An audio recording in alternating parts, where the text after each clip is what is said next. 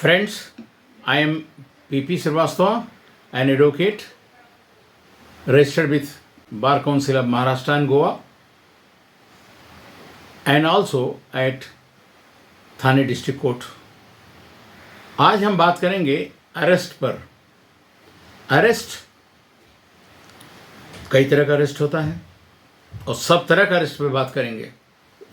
Short lecture में 4-5 minute के अंदर सारे तरह का अरेस्ट हम बताएंगे आपको, क्योंकि आपको भी जानना चाहिए कि अरेस्ट क्या होता है, क्या पुलिस कर सकता है, क्या नहीं कर सकता है। तो आप बिना मतलब कोई अगर सताएगा आपको तो आप बोल सकते हैं नहीं ये कानूनन गलत है। इसलिए हम पहले तो क्रिमिनल प्रोसीजर कोड सेक्शन आपका जो है 41 से 60, क्रिमिनल प्रोसीजर कोड सेक्शन 41 से 60 के अंदर सारा अरेस्ट का अरेंजमेंट था। लेकिन अभी गवर्नमेंट ऑफ इंडिया ने, पार्लियामेंट ने चेंज कर दिया। अभी लाया है BNSS जो है भारतीय न्याय सुरक्षा संहिता है, और इसमें सेक्शन 35 के अंदर अरेस्ट का पूरा डाल दिया है। सेक्शन 35 के अंदर अगर हम बात करेंगे तो अरेस्ट विदाउट वारंट, अभी जो कैसे अरेस्ट हो सकता है विदाउट वारंट? जो कॉग्निजेबल ऑफेंस हो, मतलब सीरियस ऑफेंस हो, और रीजनेबल कंप्लेंट हो, कंप्लेंट जो है एथेंटिक हो, और जो है कॉग्निजेबल ऑफेंस हो, उसके लिए बिना वारंट का पुलिस ऑफिसर अरेस्ट कर सकता है। और जो भी ऑफेंस है वो अगर उसका पनिशमेंट 7 साल तक का है तभी भी पुलिस ऑफिसर जो है अरेस्ट कर सकता है विदाउट वारंट। और इस तरह से इम्पॉर्टेंट ये है, अरेस्ट का इम्पॉर्टेंट ये है, क्यों करते हैं कि ये फर्दर क्राइम न करे। जो आदमी क्रिमिनल है वो जाके फर्दर क्राइम न करे, इसलिए अरेस्ट होना बहुत ज़रूरी है। और इस अरेस्ट करने के लिए ये ज़रूरी है। इन्वेस्टिगेट कैसे करेंगे? अरेस्ट नहीं करेंगे। अरेस्ट करेंगे तभी तो इन्वेस्ट कर सकते हैं।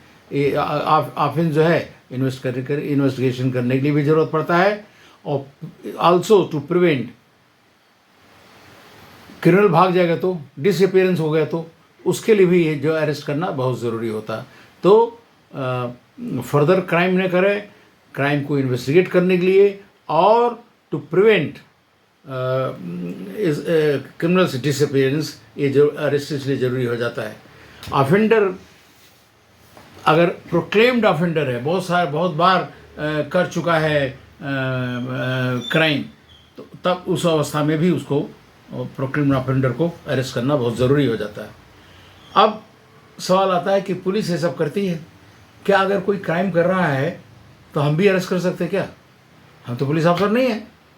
तो पुलिस ऑफिसर नहीं है तो अरेस्ट कर सकते हैं क्या? हाँ, कर सकते हैं। Private person also can arrest under section 37। तो VNSS जो नया कानून बना है क्रिमिनल प्रोसीजर कोड के जगह पर, under section 37 A private person can arrest if